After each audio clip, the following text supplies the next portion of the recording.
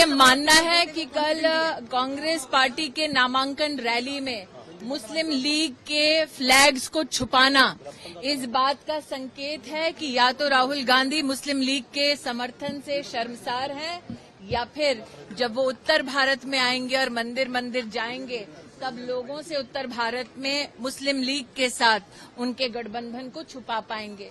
मैं केरला आकर और विशेषतः वायनाड आकर देखकर ये स्तब्ध हो गई हूँ, आश्चर्यचकित हूँ कि पीएफआई जैसी आतंकवादी संगठन के बैन के बावजूद पीएफआई के पॉलिटिकल लीडरशिप से राहुल गांधी समर्थन अपने चुनाव के लिए ले रहे हैं। आज नॉमिनेशन में हम सब जानते हैं कि एक प्रत्याशी को, एक कैंडिडेट को oath of allegiance to the Indian constitution लेने की दरकार पड़ती है। तो राहुल गांधी संविधान के प्रति अपने ओथ को झुठला चुके हैं जब उन्होंने पीएफआई की पॉलिटिकल लीडरशिप से समर्थन अपने चुनाव के लिए लिया।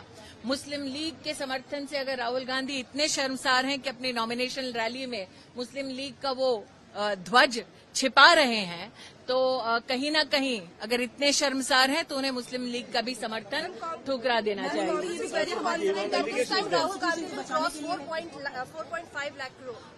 Today I am absolutely jubilant to be a part of the nomination rally of my state president. The issue is that who is the prime ministerial candidate of the India Alliance? Is Rahul Gandhi acceptable? So this is an India Alliance which does not have a neta, which does not have a niti, and its niyat is to loot. That is known by every Indian citizen.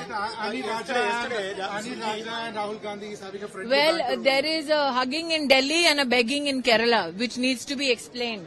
Why is it that when the alliance partners come together for a rally in the national capital, there seems to be no animosity, but when it comes to the seat of Wayanad, there is this competition that is taking place. If the alliance was intact, would the alliance have two separate candidates in Wayanad? And if the alliance is a non-starter to begin with, can then the Congress claim any kind of victory, electoral or moral, with regards to the Congress leadership and the alliance that it tom-toms about?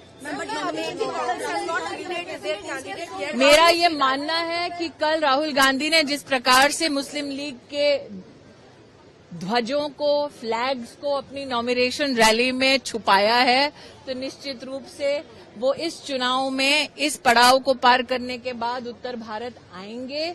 I think that it is foolhardy to hide facts from the people in the age of not only media but also digital media and social media revolution.